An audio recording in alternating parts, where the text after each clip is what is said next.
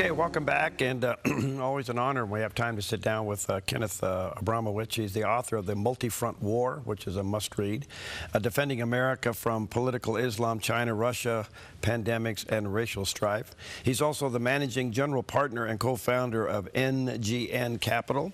Ken has been a contributor to various organizations that are fighting to protect Israel and America from political Islam. He's the founder of SaveTheWest.com, which is a website dedicated to saving the Western civilization from itself. There's a picture of the landing page, and you can certainly check it out, and that is SaveTheWest.com.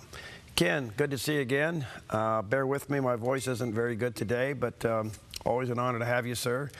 Let's start with Iran. Are we on the brink of war, or just good old talk?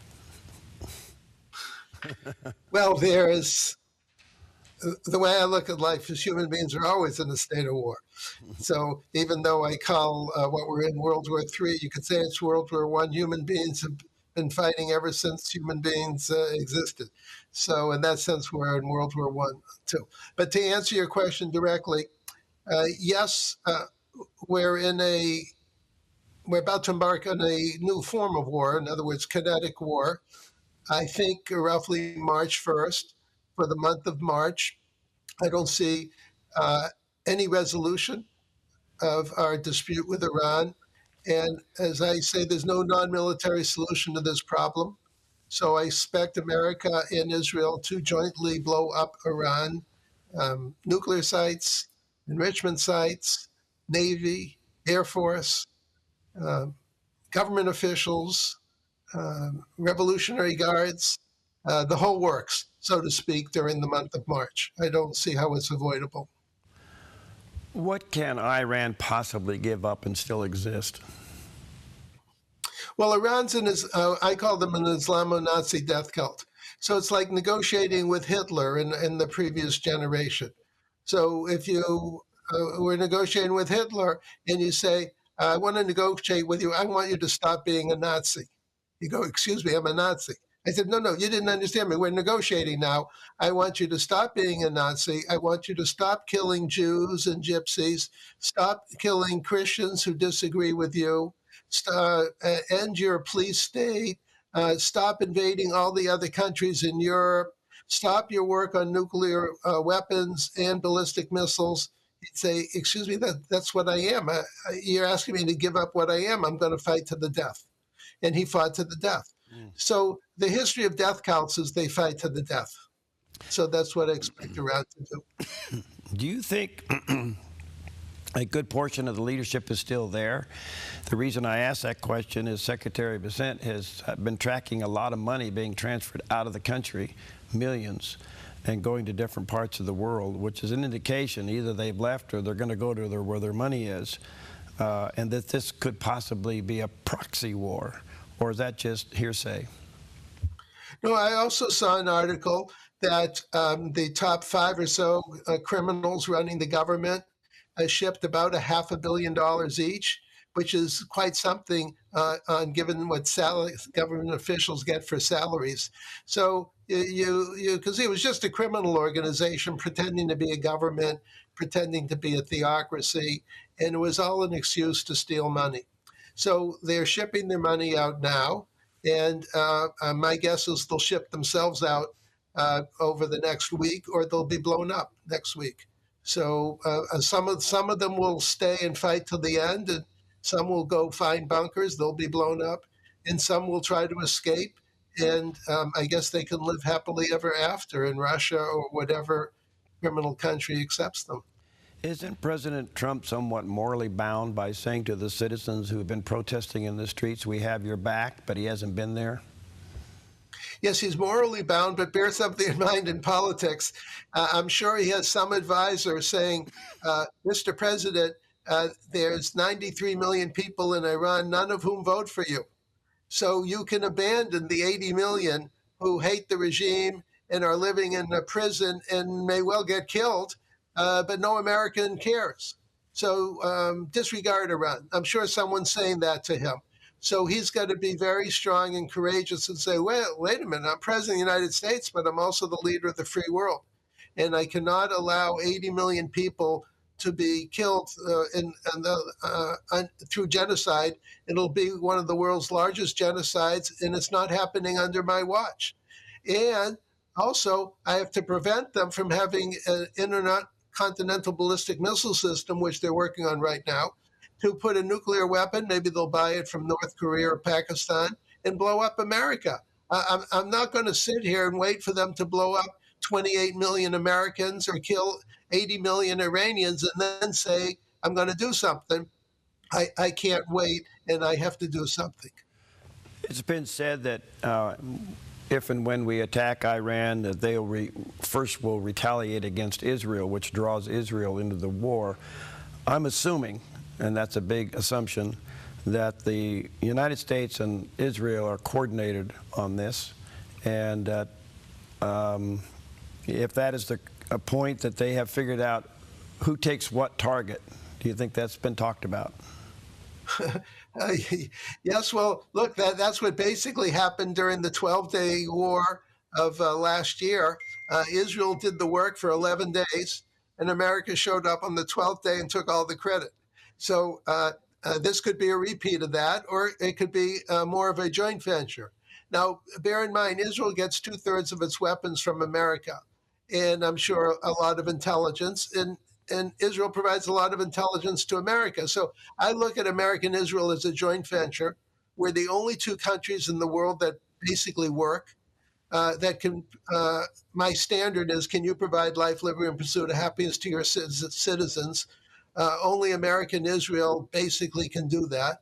And so our two countries, Christians and Jews, basically have to save Western civilization, which makes sense because Jews and Christians are the foundation of Western civilization, are the epitome of Western civilization. So we're basically saving our mother, so to speak. And Iran is an enemy of civilization and hates the Ten Commandments, hates God, hates the rule of law, and basically wants to impose their Islamo-Nazi death count on all Christians, Jews, and Hindus. And at a certain point in time, you have to say, I'm playing this game. The buck stops with me. And the answer is no. Okay, we're assuming that there's going to be a breakout here, some kind of a military action taken. Where does that leave China and Russia? Well, China and Russia are supplying this Islamo-Nazi death cult with weapons. So it shows you that they're complicit. Just like America and Israel work together, well, Iran and Russia and China work together, and they're all evil. They're all part of the axis of evil. But I don't think Russia and China are going to show up with any sort of military confrontation. I mean, they'll send some ships there, and they'll show their unhappiness. But if they get involved in a fight, they'll all be blown up within a day. Israel and America showed in the last 12-day war that our technology is so superior to Russian and Chinese technology that they won't last for a day or two. And by the way, Russia and China copy American and Israeli technology, and copies are never as good as the original. And so I don't think China and Russia are in any position to challenge other than with rhetoric. And but American Israel technology is really just unchallenged right now. In the meantime, the citizen protest inside Iran seem to be significant in spite of the killing. It's just amazing. And they don't seem to be driven by a leader. If Iran is neutralized, where does it leave those protesters? The protesters are very brave. They've been living in a prison for 47 years. And by the way, Islam is 1,400 years old. You could also say they've been fighting a war for freedom for 1,400 years, or you could say it's been for 47 years. But anyways, they're very brave, very courageous. Something like 40,000 have officially been killed. I'll just guess it's closer to 100,000 killed. I mean, we're dealing with evil. We're dealing with Hitler on steroids right now. And in America, our parents and grandparents confronted Hitler and the Japanese, of course, in World War II. And this is the challenge we have. This is the next Nazi reiteration, and we have to stand up and stop them. And I think March is a good month to stop them. And I hope they can finish it all in 1 month, maybe 2 months. But Americans don't have big patience for a lot of months of war. Also, we have an election coming up in November. So I'm sure President Trump will give directions. Use all the bombs you have, do whatever you have to do, but get this thing over in a month, if at all humanly possible. All right, let me take a break. Check out Kenneth Abramowitz's book, The Multifront War. This is a must-read, and you can get that online. There's a picture of the cover of the book on the screen. And then check out his website, SaveTheWest.com, a good place to connect and get more information. Very resourceful. SaveTheWest.com. We'll be right back.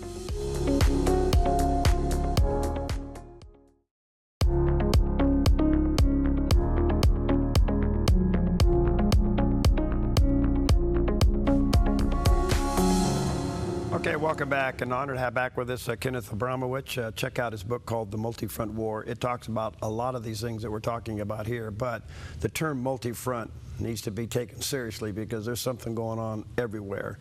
Check out his website, SaveTheWest.com, and there's the picture of that landing page. Ken, coming back, just a couple of quick things. You used the term highly kinetic. Explain that term. The term was, did you say kinetic? Kinetics, yes, excuse me. Yeah. So there's 7 forms of warfare that I monitor. Number 1 is kinetic. That means things blow up. In bullets, missiles, everything that most people regard as war. Fire, blasts, noise. But there's 6 other forms of warfare that I also monitor, and that's chemical and biological, cultural. For example, you, me, everyone listening, we're cultural warriors. We fight with our words. We don't have bullets. Number 3, alternative form of warfare is economic, and then there's legal, demographic, and cyber. So there's kinetic plus 6 others. And when the 6 other forms of warfare don't work, then you're stuck with kinetic warfare. Kinetic warfare is like the method of last resort. In other words, you try everything possible. You negotiate, and you economic boycotts, you legal suits, cyber. But when you run out of persuasive methods, and your enemy says, I don't care, I want to kill everybody, and I'm a death cult, and you can't stop me, then you have no choice, and that's where we are now. Okay, good. Thank you. If Iran is neutralized in the next month or so, where does that leave the Middle East as a whole? Oh, it leaves. I'm very optimistic. I have the same anxiety as you and everyone has about March. But when you get to April and May, I'm very optimistic. For America, this is like a World War II moment. This is like Victory in Europe Day. We have to fight the war. We're not victorious yet. But I think in a month or 2, we will be victorious, and we'll have the sense of euphoria that we had after we destroyed the Nazis and the Japanese death cults in World War II. Now, there'll be a scramble within Iran. The Revolutionary Guards, who I read control 40% of the economy, will say, wait a minute, it's our country. We have all these businesses, and you can't take it away from them, and we're now in charge. And then the equivalent of we the people will say, no, we're in charge, and we're loyal to the son of the Shah. So there'll be aftermath problems of people fighting to pick up the remnants. And then we're going to have to be involved and help the we the people and the Shah's son take over and from the Revolutionary Guard. So think of it as a 2-step process. First, we have to destroy all their means of evil. And then we have to fight the remaining sources of evil and put people who are, I would say, normal or believe in life, liberty, and pursuit of happiness, in power. So there's extra work after the kinetic war. Then there's the cultural warfare, putting the country back together. So, do you think the son of the Shah is the future leader? Well, it seems to be the one that people are gravitating to and are loyal to, and he's a very likable person. And what's particularly likable, because there's many opposition parties to this government, but I think they're standardizing on the Shah's son, and one of the reasons is he's publicly says, I don't want to be the next king. I don't want to be the next president. I want to be involved for the next 1 or 2 years, create order out of this chaos, get the country back into its feet, let the democracy rule again, and I will guide to a new government, using American terms, run by the people, for the people. And so, therefore, he's not a threat to the different opposition groups, because he has publicly said many, many, many times, I'm a transitional figure. I want to get our country back on its feet again. In the meantime, he's lived in the West. He's been westernized fairly significantly. That would be a plus, don't you think? Yes, because 90% of the people want to be westernized. Islam was basically imposed on the Iranian people several hundred years ago, and they rejected it. They don't want to be part of a totalitarian dictatorship in the supposed name of Allah. And so this is a chance for them to throw off the yoke of a dictatorship and be normal and join the world, join the Western world. Right. And so that's a very, freedom is around the corner, let's say, for them. So where would this leave Qatar and Saudi Arabia if Iran is neutralized? Well, I think you could say all the dictatorships. I mean, we have Russia and China, the communist or former communist dictatorships. Where does that leave them? You have the Islamic dictatorships, Qatar, Turkey, Saudi Arabia. Where does that leave them? So all of the dictatorships are anxious that we, the people, take over. They're afraid that that'll infect their own population. And their own population will say, oh, we want to be free and normal like the Iranians just became. Mr. Chinese leader, Mr. Russian leader, Saudi Arabia. So they're going to try to contain the urge for freedom within their own countries. Also, Russia and China will lose a big client. China will lose a source of discounted oil. They'll still be able to buy oil, but at the world market price, not the 50% or discounted price. So they'll adjust to it, but there's nothing much they can do with it other than supply Iran with all the weapons that they can get in before they're blown up next week. It's been said, I don't know if it's true or not, that if this war does break out, that it could create the classic subterfuge for China to go ahead for Taiwan. Is that stretching it? Yes, that's my biggest concern.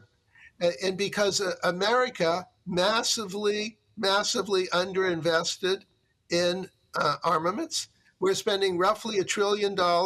President Trump has proposed $1.5 trillion. I wish we had already spent $1.5 trillion.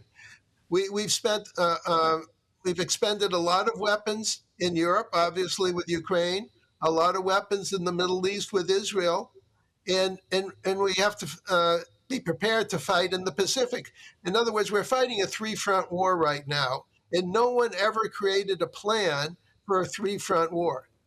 Congress never allocated the resources for a three-front war, and here we are fighting a three-front war. That's one of the reasons why I think President Trump will want this thing done in a month. And I think he's publicly said, I want to grow military spending 50% as fast as humanly possible. He's 100% correct. In the meantime, if this war breaks out and there's retaliation against Israel, Israel also would be facing the Houthis again. They would be facing Hamas. They would be facing the Lebanon, up in Lebanon. I mean, all of those surrogate groups would have their last hurrah during this time. They got to be prepared for that. Do you think they are? Yes, and yes, and yes. Israel's already destroyed, let's say, 90% of Hamas in Gaza. It's destroyed, let's say, 65% of Hezbollah in Lebanon. It's destroyed, let's say, 50% of the Houthis. And now they're going to have to go back and finish the other. And so Israel can't run out of bombs. America can't run out of bombs. President Trump should immediately call up the top 10 military manufacturers and somehow tell them to expand your production lines more, 24/7. Weapons, you don't produce weapons in a day. Right. So still, he should say to all of them, if you're not at 24/7, go to 24/7 and basically buy and contract to buy all the weapons they can produce. Because yes, we cannot run out of weapons, particularly in the Chinese theater, because we expended them all in Ukraine and in the Middle East. What do you think about Syria? Syria is a big mistake. By the way, I love the Trump administration, but people being people, they can make mistakes. Syria is a series of mistakes.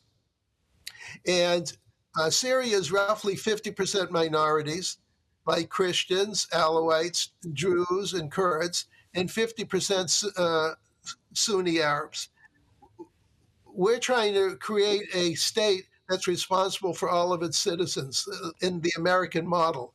And that's not the way it works in the Middle East. Right. In the Middle East, there's no one size fits all. We should have supported a Sunni country, which is half of Syria, and supported the minorities, the other half of Syria, and protected the minorities. That's the American way. We don't throw minorities under the bus in America. So this President Trump has the wrong ambassador there. Tom Barrack should be fired immediately, and he's way over his head. He's listening to misinformation from Turkey and Qatar, Right. And so after the Iran war, President Trump's going to revisit Syria and fix the mess that Tom Barrack created. All right, let me say to our viewers and listeners, get Kenneth's book, The Multifront War, and there's a picture of the page, or the cover on the screen there. Get a cover. It's available online, and certainly go to his website and check that out, savethewest.com. Very resourceful. Ken, you're an amazing guy. You're a blessing. Thank you. Let's stay connected. We have a lot to talk about, and let's see if March is going to be the March you talk about. We'll soon find out. You won't have to wait long. Okay. All right. God bless you, friend. Okay, God bless you. Great to be with you as always. Thank you.